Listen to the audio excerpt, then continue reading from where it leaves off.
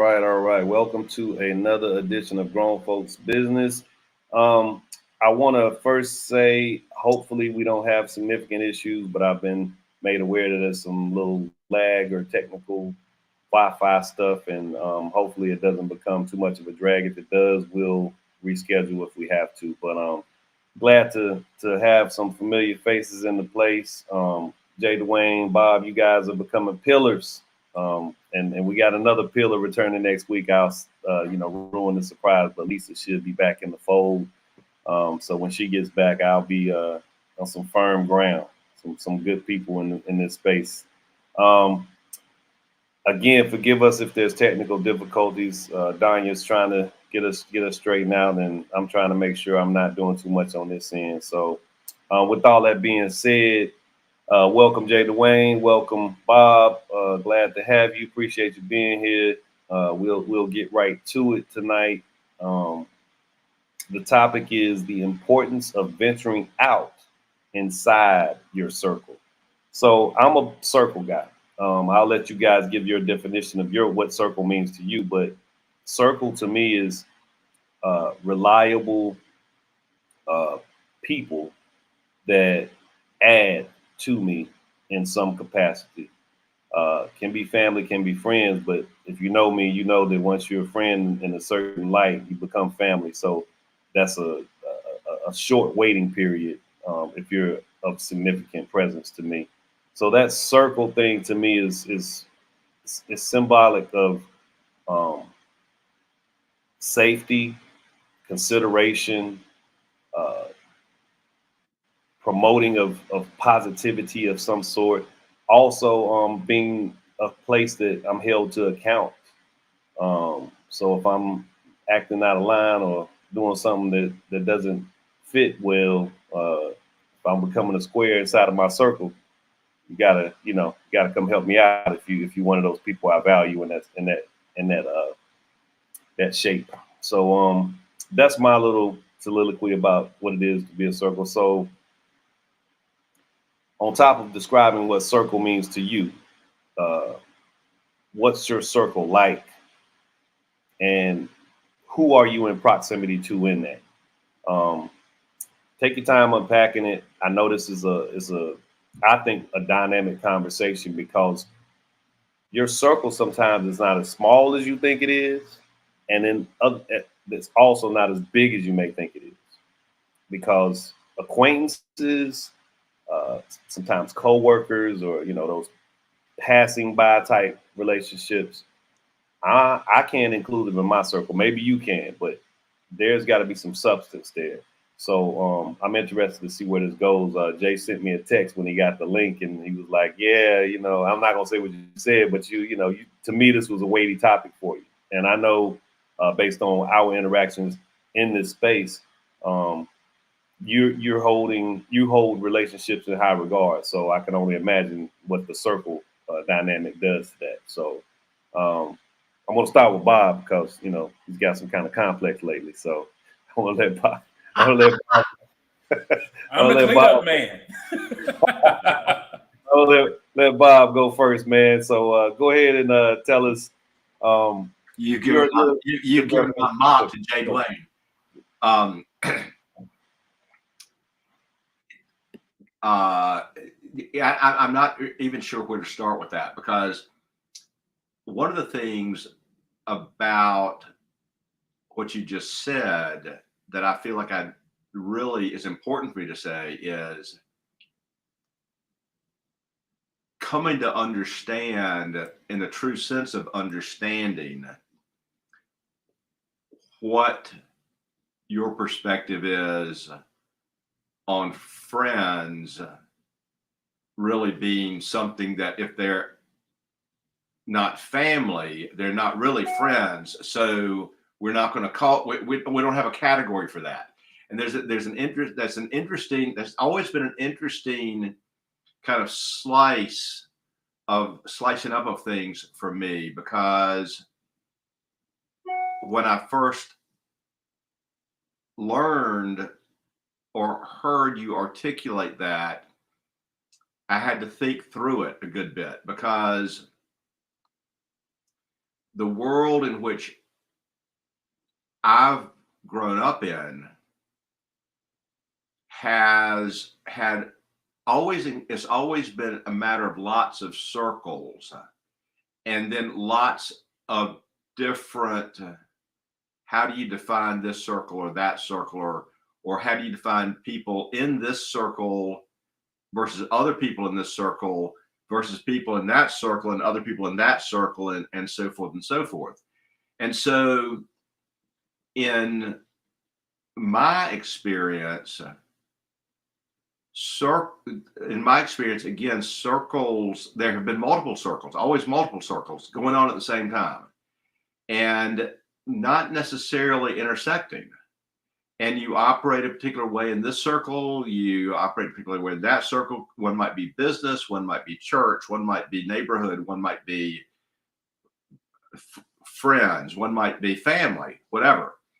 And the expectations or the responsibilities or even the role that you would play in one circle versus another could be very, very different.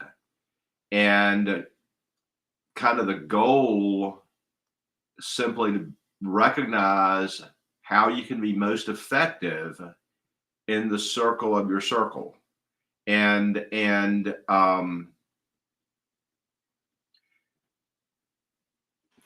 I think not to interrupt you, Bob. I want to make this point because I understand where you're going with the multiple circles. The one I'm speaking of primarily is the, I guess, most intimate one. Yep. And the one you don't check into, you don't clock in for it. You know what I mean? There's there's a natural orbit to it. There's a natural orbit. So I think that, particularly with consideration of what you just said, over time, particularly in more recent years, I've found an interest in distilling the values, to me, found in each of those circles, and kind of exiting the aspects of those circles that don't add value, and then working to integrate the value aspects of those circles with each other, such that there ends up being one circle as opposed to multiple circles. And you know that because you're a part of that. You're a part of me doing that. And I think that goes to even the question of tonight of extending, not letting the circles then define what the circle is, but constructing the circle and working to integrate the circles into a circle, connecting the dots, and all of that sort of thing in ways that make sense. Because what I realize is the same things matter. The same things really matter in all of the circles, in truth. And so unless there's overlap, unless there's intersection, then something's missing. And so finding that intersection, finding that overlap, finding that commonality, and then connecting those dots, and then kind of blowing it up, is really kind of, I think, where I find myself having the most interest and joy, and in the doing of that, you can also discover betrayal spots. you're in a sifting phase, Bob. Yes. So, Yes. yeah, Distilling. I use the term yeah, distilling. yeah. There's an intentionality, and that's going to probably come back up because that's one of the inside of one of the questions. There's an intentionality that comes with understanding what kind of circle you desire. Right. And you're at that point of sifting and that so we're skipping all over the place because of the conversation thus far, but the adding of value is critical, in my opinion, and the way I'm articulating what a circle is in this space. What's going on, Meryl? Want to say hello to you. Looks like Wu-Tang Clan. I can only see the top part, but I can't be wrong, man. You can't miss the way the Wu-Tang Clan symbol of just a piece of it gives it away. Hey man, good to see you. Jay Dwayne, Bob actually unpacked a dynamic that I think is super critical to where he is at this stage, which kind of connects us back to last week. Understanding when something's somewhat transformative, or however we were discussing that last week.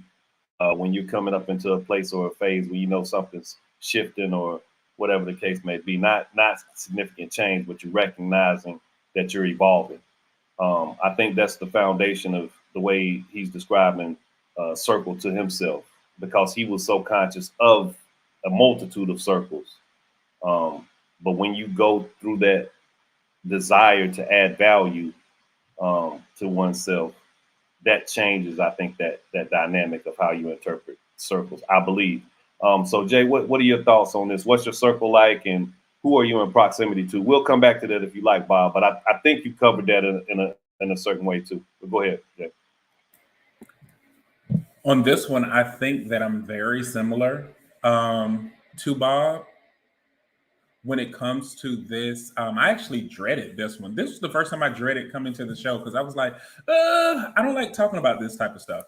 And that's primarily because one of like my toxic trait is that I see the good in people.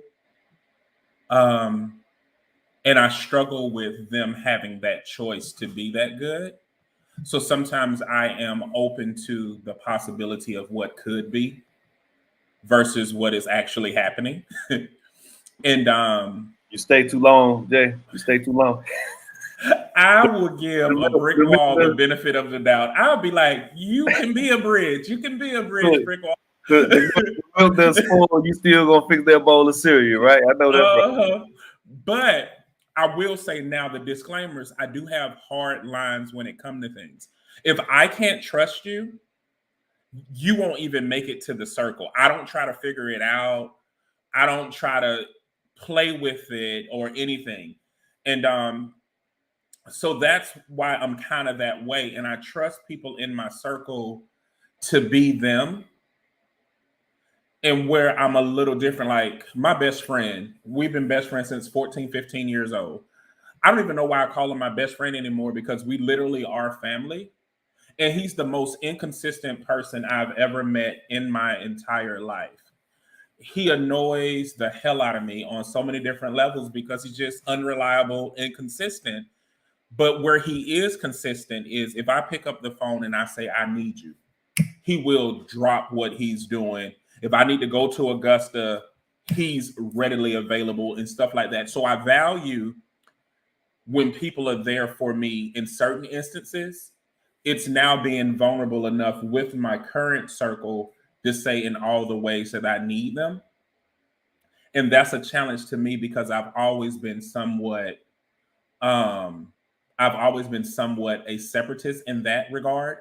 Like you could know me for 30 years and not know the same thing as the other person. And now I need to work on being more transparent, especially now that I have kids and now that certain things are happening where, even my marriage is changing. Like there are things that people just didn't know for 15 years. And I'm like, what? And now I have to work on being more transparent because I'm like, what happens in a true emergency? People are not aware. So it's really not necessarily do I have people that I can rely on. It's will I be open enough to allow my circle to be that for me? You have to be a participant in your circle. You cannot be somebody sitting back talking about how solid everybody is around you, and then be surprised when they don't know you needed that kidney that somebody else was a perfect match for would have been willing to give it to you because you didn't tell them you had no kidney problem. So But yeah, in a perfect world, it works, Felton. Like in a perfect world, like mhm. it just works smoothly. If I know more about you and you know nothing about me, it's perfect. I look in your perfect world. We look in this round world. I said maybe that perfect world is square or is so. Now I get where you're coming from, man. I think to veer off slightly, I believe by some measure there are elements or desires to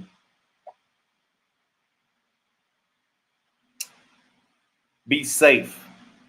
Is this? I don't know. You tell me if I'm wrong, real quick, Jay. But as a protective measure, there's a hope that you being in that much control uh, allowed you to kind of lead the dance of how certain relationships develop or don't develop. Now that's excluding your day one, because I don't know if you've heard me say this before. Proximity as a child, you don't get to pick your friends. You go down the street and play with who's there. You go to your cousin's house because that's where your mama dropped you off. So that long term friendship that you have that might have been something that was as a younger person that has a different dynamic. But it sounds to me like there's some desire to just be in control a little bit. Like I want to make sure I got I got a little bit of control of certain dynamics that I can call my circle or call something else. But I just want to have a little bit of understanding that I got my hands on the wheel. Well, I think for me, I learned at an early age. Like, there was a time I didn't get along with my mom or my dad, and I was homeless. There was a time I didn't have family that I could rely on. And I have seen how people change so much. One minute, people that, I love you, I'm always here for you, be the first ones to stab you in the back. So I've always, one thing my mom said that I live my life by, that's pretty dope, is that she said, if you always expect people to be people, you'll never be disappointed. And I kind of live with that. And I know that I have certain ways that I need and require for people to love me intimately. And I also feel like it happens organically. It's not like we sit down and have a conversation about it. And I think when it happens in those moments organically, it speaks for itself. And I feel like that's the beauty of it. But yes, there is some level of protection, but the protection comes from not necessarily me driving. It's just knowing that humans are sometimes extremely selfish and they suck at peripheral vision, um, and Yeah, navigating through does that those different include you, Jay? spaces. Does No, it? I'm usually the one seeing three. Like I'm usually the one that can tell when somebody is hurting, but no one usually knows if I'm hurting. Like, what Yeah, do I need yeah. to do? Have a sign and a balloon that says, "Hey, hurting here, come help." No, so that's that measure of control to a degree, even if it's literally. And I mean, I think I do some of the same type behaviors in terms of the way I carry myself. I am not someone that's easily readable in terms of what may actually be taking place. So Right. I dig all of that dynamic. It's still, think about it. It's still a measure of holding on to that wheel, making sure that what you're putting out is being received, whether it's within your circle or whether it's outside, just period into the world, as you desire it for those moments. Now, you can't be not conscious of that because you mess around and veer off the road and hit something and be in bad shape. But the circle thing, to me, again, it's a safer space. It's a place where the pressure is not on and people are actually paying attention. So it's not that they're hovering over you or something wrong, something wrong. It's just that you got check-in time, check-in moments with people in your circle. Speaking of which, Meryl, I hope you got your well. So no audio. So I'm gonna give you some flowers right now because I do consider Meryl in my circle. This is a solid guy. Work dynamic aside, he's been a super solid person. So today We were at at a conference on equity. So during one of those presentations, the lady was asking, when has a supervisor of yours given you credit or spoken to you in a way that you could receive it as complimentary or whatever the case may be, and kind of empowering. And the way that I answered the question, because I had other examples, but I thought about this space I've been occupying for a couple of years when NC 100, who I was representing at the conference today, RELC, whatever. It's just been a good ride. And I said, he trusts me. And that word came up in what Jay was just saying. Trust is critical to that circle mentality. I appreciate that Merrill trusts me to do what I say I'm going to do, but also to add to what his vision is for NC 100, not to take away from it or uh, try to put too much salt in the broth or whatever. It's literally a welcome trustworthiness that I do appreciate. So I give you those flowers through grown folks business, and let you know that I had to think about it for a moment, because I was like, I don't have any good examples. Then I was like, I have plenty of examples. I mean, throughout my career, when I was working in manufacturing, but that's the best example I can give across all of those spaces, because trust is required for a strong circle to exist. I mean, man, it's an unbreakable thing if it's got some trust built into it. So, Meryl, gather your thoughts. Speak on whatever you want to. I'll read your comments at some point during the show if you make any over there. Felton. Yep. I was going to say I definitely do agree with you. Mm-hmm. Because Merrill has been an anomaly in my life that shaped the way that I even look at business. Because he is the only Black male that was in leadership, that served in a capacity where he didn't try to like manipulate, use, exploit. Son, you Yeah, remember he you ain't remember try to when do. he tried to son you. He You didn't. remember He that? in. Yeah. He Let me didn't tell try you to do any of that. He wasn't intimidated by it, by me, or nothing. He was the only, to this day, the only man that I have encountered since being in this area that 100% did exactly what he said he was going to do, and didn't try to make it feel like he's your lord now. And that's a rarity. And he's one special. Like, the reason he asked me to do anything, I do it because he's a man of integrity and a man of his word, and that's a rarity up here. Yeah, that's circle quality, man.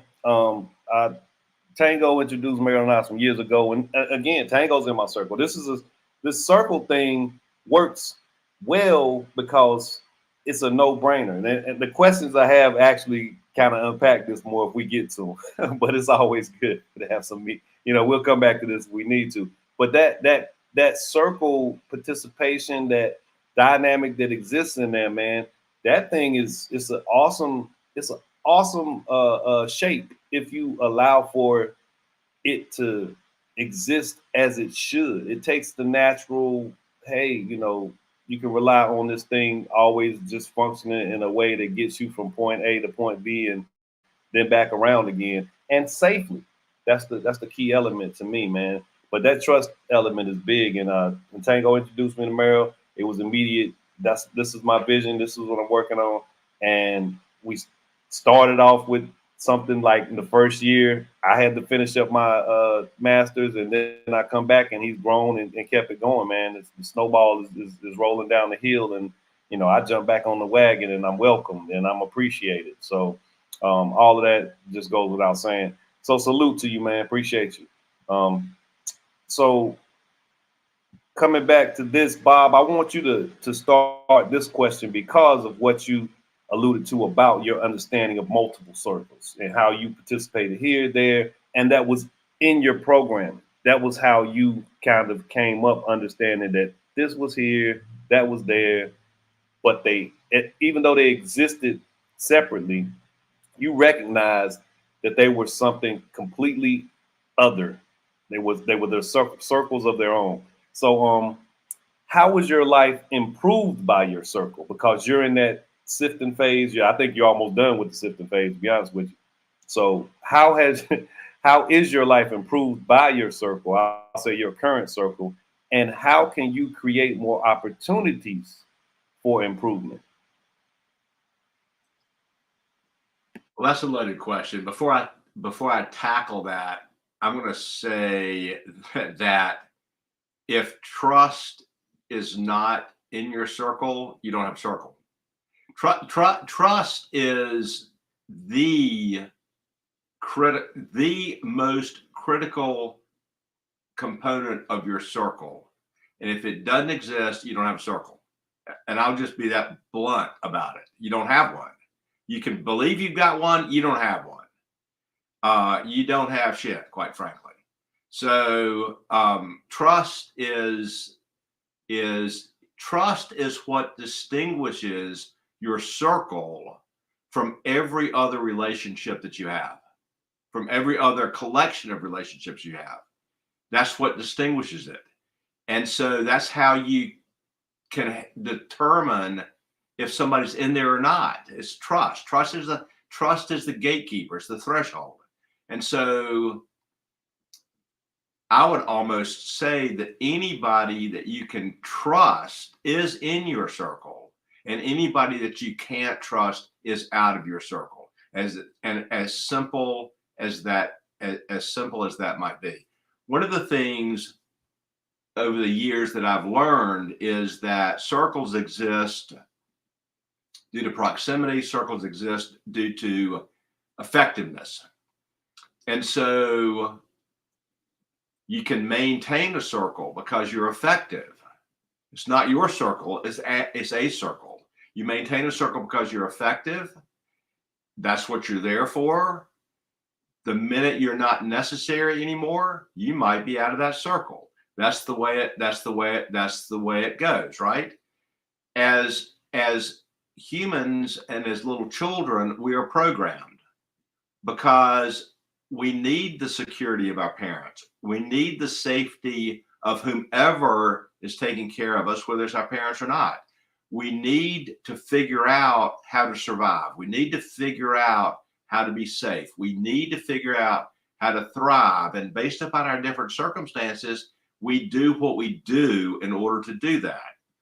And I would call that learning how to be effective, learning how to win in the environment that you find yourself in. And as you gain experience, as you gain life, as you gain wisdom, as you gain freedom, as you gain resources, you become able to do things not for those same reasons, but for better reasons, reasons of building something that can really have value. And when you're there, and when you can start with then creating a circle or distilling your circle to be one that is all about being good or helpful or pursuing values, then you start really leveraging each other. And I think the most constructive way to community good, because now you've got confidence and power and intentionality. You don't have those other reasons that you're doing things. You're not doing things just to survive. You're not doing things just to win. You're not doing things just to be accepted. You're doing things out of choice and out of commitment and with an objective that's bigger than you and the others that are in your circle, and you're doing it together as a shared mission. So critical to that, and I appreciate you answering that question in the way that only you can. You start over here and then you get right to the point. No, you completely and totally answered the question. That was the beautiful thing about the way that you unpacked it. You take your circle with you. I think you increase opportunities for improvement uh, within your circle and within yourself by taking your circle with you. Like you said, everybody that's in that critical realm of that circle, and not that you take them physically, but you take them idealistically. So whatever takes place in this significant uh, shared space, such as this one, you guys are in my circle. If I leave it all here and go be somebody else once I log off, then that's doing a disservice, and that's totally ignoring what my circle is. So you always take it with you. The opportunities that you get to create, the build upon opportunities, are clearly because you take the energies of the circle with you. Because you know what? It expands. And at some point, if you know me long enough, you'll meet my circle. Some way, somehow. There'll be some gathering, there'll be something.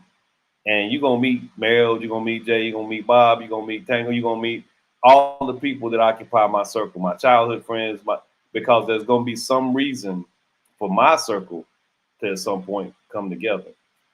And I think that's how those opportunities are created, because I can't tell you, and I know Meryl has the same energy. Jay, I know you do. Bob, I know you do. How many people have you connected without trying to make a connection, just because they're in proximity to you? I say this all the time, Bob. I think you've kind of taken it on as your mantra to a degree. If I go somewhere and you're with me, 9 times out of 10, you being that person, you're going to just be comfortable. A couple of people have told me that if you know Felton, then I know you cool. I know you solid. That's the level of comfort that comes from being in proximity to me to that degree. And it's not me being self-aggrandizing. That's literally been confirmed by people I know that say, hey man, if he bring me around you and you in that space and you cool with Felton, then I know it's all good. It's immediate, be yourself, everybody have fun. Expanding and concentric. See, you throwing in new words, man. Where you find that word at? Concentric. Concentric circles are key. Yeah, I got you. I just had to sound it out. It didn't look right on the teletype right there. Put it back up for me, Danya. Put the first one back up again. I'm gonna read these in conjunction. Expanding and concentric circles are key to this work. 100%. Absolutely. What else you got? Appreciate the roses tonight. I'm more and honored to the value adds you all bring to work and personal growth. Thankful for this tapestry. This is a beautiful tapestry, man. I mean, this is some hang on the wall at the Louvre type thing. I think it hasn't been done this way before. And again, man, onward, upward, outward, wherever we want to go with it, we can do it, man. I see that. And, the construct was what made the most sense for me, because I am a person that doesn't believe that the left tackle should be throwing the football. He's valuable to this team. You can't have a healthy quarterback if your left tackle was garbage.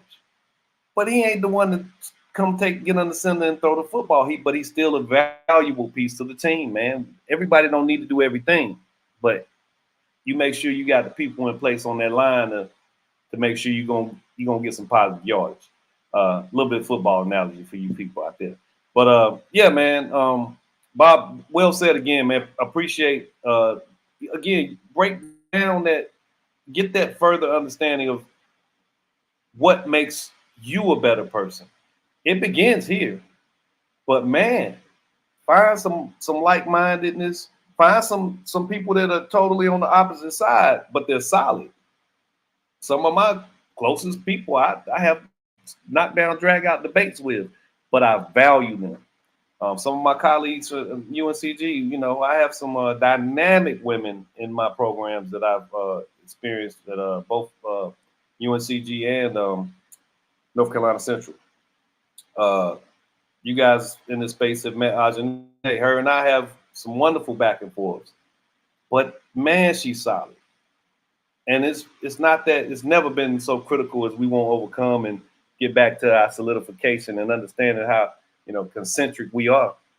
But you know, it's a beautiful thing, man. You just got to go through it. So let me add one comment. Yeah, go ahead, Bob. Go ahead, Bob. One of the things to that very point is that people that bring this other, I want to say, angle of perspective. It's like you can articulate something, you can believe something, you can think you know something and whatnot. Then for somebody to be able to bring this other little angle, this other little, it's like, okay, you're looking at the same tree, but they're looking at it from over there. You look at it from over here, and it's like, oh, wow, right. Never thought, I hadn't seen the tree that way before. And when you're with people that you trust and respect, and you get that kind of stuff going on, the extent of which you grow your own perspective and your own view of life is nothing short of huge. It's just huge. It's not different, arguably, but it is, because it's nuanced, and it's because it's a substantially different view of the same thing that doesn't take away from yours, it adds to it. And that's just a wonderful and remarkable thing. Trust, both in feeling the freedom to express that perspective, and trust in hearing and digesting that perspective, are key. Absolutely. I'll say this one instead of asking it, so to speak. If we want to expand, we can. But I think it goes to understanding, you know, be trustworthy, supportive by some measure, understanding that you have to be a participant in the circle. So that intentionality is important. Merrill says, unserious people asking to be taken seriously are all perspectives have value, but with proper context and responsibility. Yeah, just playing devil's advocate for the sake of playing devil's advocate can be, you know, a downer. There's always something that makes sense, but you know, as long as it's not Kyrie Irving or Kanye. Man, there's some nuance there. There's some fascinating. We are in some fascinating times. To bring in that you know, controversial commentary by two polarizing figures of right now. We are in some fascinating times in terms of the conversations that seemingly are going to be had. They're becoming unavoidable. And I think social media is playing a significant role on the reasons why they're becoming unavoidable, because that's a lesser controlled space. So when there's challenges, and that, Bob, that's an operative word in terms of what you were saying about how you get stronger in your circle, so to speak, to kind of summarize what you're saying, that there has to be an element of challenge. There have to be. So we're at a point where, you know, in society, if there is a societal circle of people who desire to be more informed and more proactive in the plight of certain groups of people, there's conversations that are being put on the table right now that have long been without light shined on them. So this is somewhat of a fascinating time we're in. That's a bit of a side note, but we're gonna stick back to the circle conversation. Jay Dwayne, 2 questions. Are circle favors different from general population favors? Is there an element of expectation attached to that circle favor? And in what ways are you activated by and or do you activate members of your circle? So 2 part of there if you got it. Yes, I do think you're intimate. And I was thinking about it when Bob made his thing. I do believe that we do have multiple circles, but when you think about your most intimate circle, my most intimate circle is foundational and probably won't change because there is comfort in knowing that nothing will absolutely separate that. And even though good people come into your life, unfortunately, they just may not have enough time to prove that, meaning there's nothing wrong with them, but foundationally, they may not be somebody that you can retreat in because it just hasn't been enough time. Whereas my circle, there are certain people that I can go to and I can be completely naked and I know that I won't be judged without the assumption part. But I do believe that intimate circle favors trump the world. Because your intimate circle sees your blind spots. Where I feel like for the most part, the world sees a perception of you.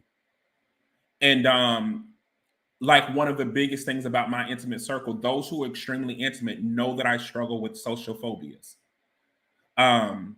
So it's hard for me to come into public arenas and feel safe, feel comfortable, and stay. I will ghost you. I will be like, listen, I'm coming in. I'm gonna say hey, but you might not see me leave. But people who are close to me know that, and they have ways of protecting me in those spaces. You know what I mean? But the people who don't know me are like, you're not shy, you're not nervous, you're not this, you're not that. Like, I'm not even going to entertain that. And sometimes I cut people off just off of that because why would I sit there and make up something? If I'm coming to you with confidence and saying, yo, this is hard for me, they're like, but you sing, you dance, you do blah, blah, blah, blah. Do you know how many shy people do stuff? They don't mean they want to be with the people. So my intimate circle knows that. And a lot of times those who are in my intimate circle, if they're in proximity of an incident, they will do more damage than I will possibly do because they understand the severity and they're very protective of that. Also, what was the second question? So for one, I wanted to just say, yeah, projection is a hell of a drug. People project stuff onto you all the time. That's one of my pet peeves. I totally agree with you there. If I'm telling you I'm some certain type way, listen to what I'm saying. Don't just tell me how I am. But the second question was, in what ways are you activated by, and do you activate members of your circle? So when I say activated, you get what I mean? Like, get up out of bed, or if you're feeling down, how do you get somebody else? If they're feeling down, how do you get somebody else to feel better? Whatever the dynamic is, but how do you activate within your circle? How are you activated? Well, with my intimate circle, it's the difference of an activation. With my intimate circle, it's almost like the security defenses are down. So I don't have to activate anything. I deactivate it because now I'm safe. Most recently, I just needed to get away, and I went to my brother's house in New York. It was no less plan. I know I didn't have to plan or are you available. It's none of that. It's come, and I slept for like an entire day. I didn't worry about the kids because I knew that they were taken care of. I didn't even worry about me, like finding food and all of that. Everything was taken care of. So for me, because I live in this world a lot of times so isolated and so alone, when I'm around my intimate circle, I am able to recharge, replenish, and not work. And a lot of times when we're around each other, there's always some rebirthing or renewal of great conversations that creates this higher level of synergy where I think we all leave each other's presence feeling some level of recalibration and rejuvenation. Yeah, that Renaissance energy is real. I definitely agree with that. And yeah, I think that is a good way to process how I'm saying activated, because that is activation. It's not even that you're intentional of, I know I can go here to get this. It's literally, like you say, it's a safe place, and you have outlets there, and you got options and what have you to really take advantage of that circle being available to you. That's a good way to break that down. Don, you can put Meryl's comment up, and then I'll go to Bob, and you can make different asks depending on the trust levels of your circle, but you may need to temper and manage your expectations. I like to invite people to help versus ask. You give them more freedom to act. Absolutely. Expectations it's the quickest road to disappointment. So I don't care how close your circle is. That favor in there is different. It's tinged and soaked with expectation because that is a place that you expect things to happen. But yeah, Mary, you can't attach that to everybody and everything within there. It'd be disrespectful to your circle. It devalues your circle. But yeah, it is a different type ask. That favor in that circle is different, but it does not need to be soaked in expectation, because it can be a disappointing thing. Because people do kind of evolve sometimes. Uh, so Bob, I'm coming to you with this two-parter, and I'm pretty sure you get the gist of where I was trying to go with it, about circles, circle favors being different than general population favors, but also in what ways are you activated by your circle, and how do you activate members within your circle?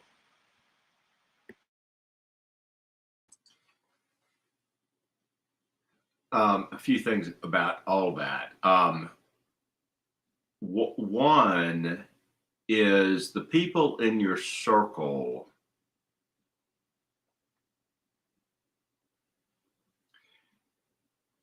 You ought to know well enough to understand what they give you when they give it to you, and not expect it to be something other than what that person would give you. So you know, if you go to a person that you know well and you expect something that that person isn't going to give you, that's ridiculous. And so I think when we're talking about our circle, we're already cleaning that up a good bit. We're already not, and we are appreciative of what is coming genuinely from that person in the circle. We're not looking for something that we're wanting differently than what that person brings to us genuinely. And so I think and that's different than the rest of the world. That's different than our interaction with the rest of the world. In the circle, I think that's really an important thing to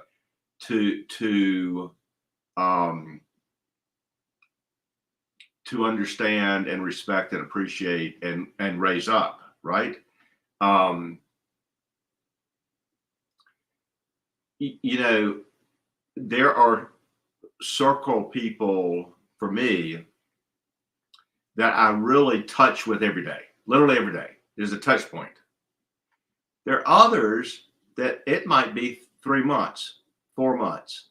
And yet, if I needed something, or if I reached out just because we haven't for 6 months, I know exactly what that's going to look like. And it's going to be like we've never been apart. That's just the way that is. And so Jade Wayne is a huge advocate for authenticity. And I greatly respect that. I am too. What comes with that is a life of exhaustion, because that is a huge, listen to what Jay Dwayne has said. In our culture, in our world, to value authenticity like he does and like I do, and the challenges that exist in being able to actually live that out and what it takes from you in order to try to do that and be effective at the same time, it's exhausting. It's exhausting. And because the world doesn't want that. The world wants what they want from you. They don't give a shit about your authenticity. They want what you can give them, and they want what they can get from you.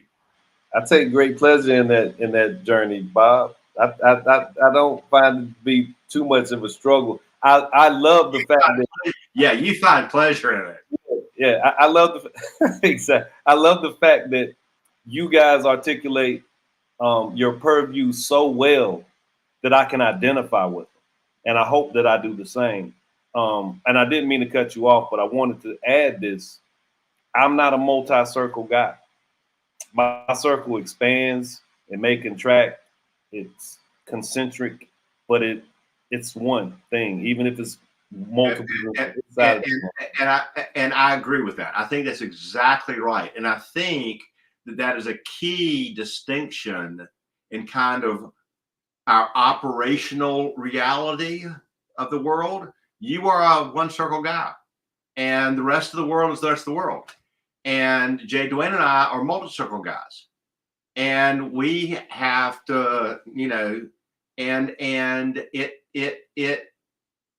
and we want to be effective because we value effectiveness. Lack of effectiveness, what's the point?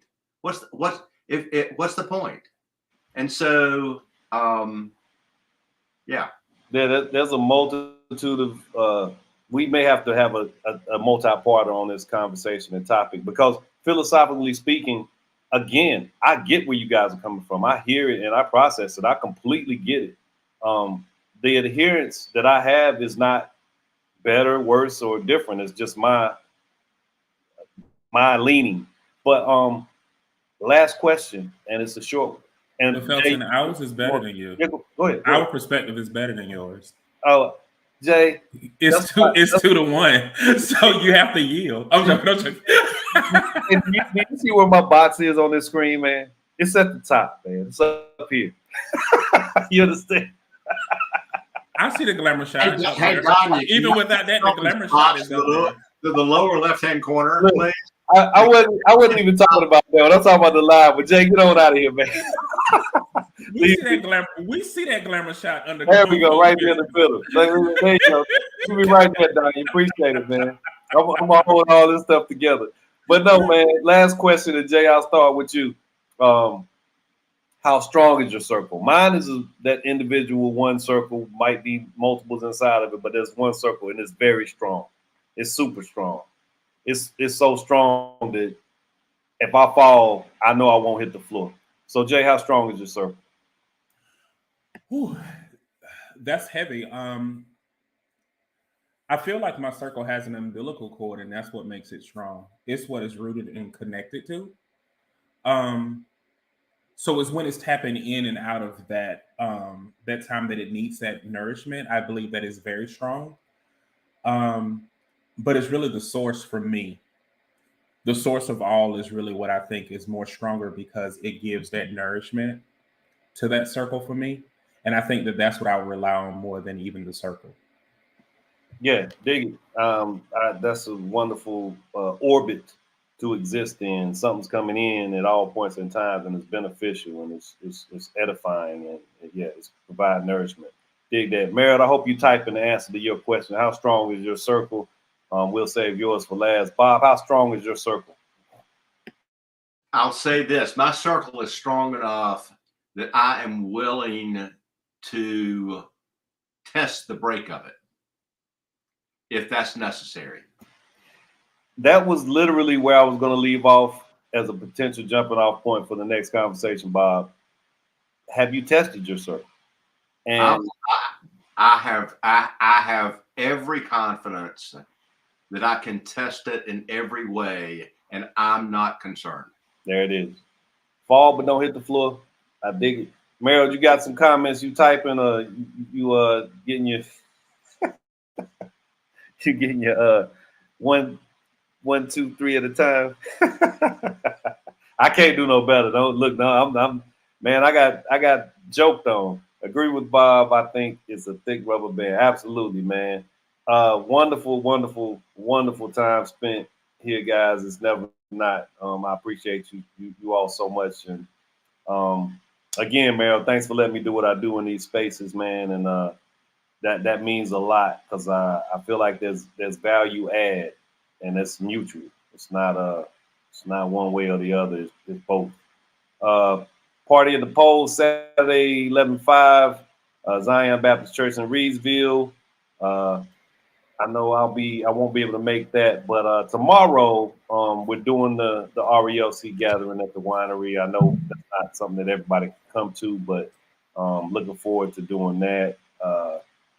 Just onward and upward, man. Let's keep building this thing and make the world uh, the way that makes sense for us all, not just a few. So thank you guys for being here, sharing the time. Have a wonderful night. Take care. Enjoy what's looking to be a beautiful weekend.